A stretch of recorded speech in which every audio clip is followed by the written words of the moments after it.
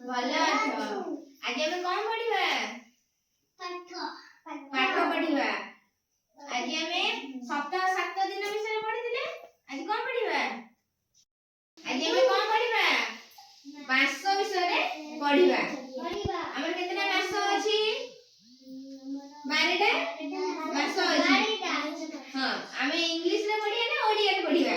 ଓଡିଆରେ ପଢିବା। ଓଡିଆରେ ସବୁ ଜାଣିଛ? କଣ କଣ କହିଲ? ବୈଶାଖ, ଜ୍ୟେଷ୍ଠ, ଆଷାଢ, ଶ୍ରାବଣ, ଭାଦ୍ରବ, ଆଶ୍ଵିନ, କାର୍ତ୍ତିକ, ମାର୍ଗଶିର, ପୌଷ, ମାଘ, ଫାଲ୍ଗୁନ, ଚୈତ୍ର। ତମେ ଜାଣିଛ? କହିଲ।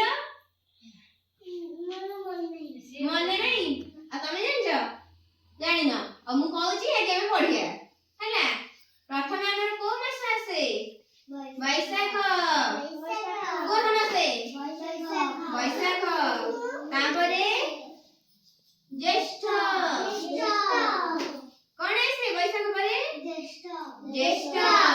ଜ୍ୟେଷ୍ଠ ପରେ ଆଷାଢ। କଣ ଆସେ? ଜୋର କହୁନ।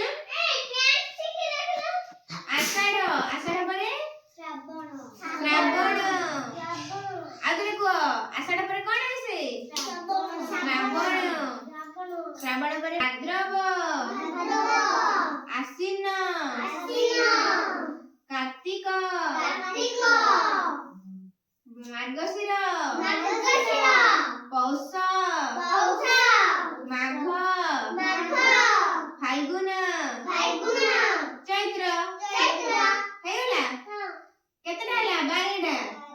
ଆଉ ମାସ କେତେଟା? ଓଡିଆରେ ମାସ କେତେଟା? 12ଟା। କେତେଟା? 12ଟା। ତାପରେ ଆଷାଢ ପରେ ଶ୍ରାବଣ। ଭାଦ୍ରବ ପରେ ଆଶ୍ଵିନ।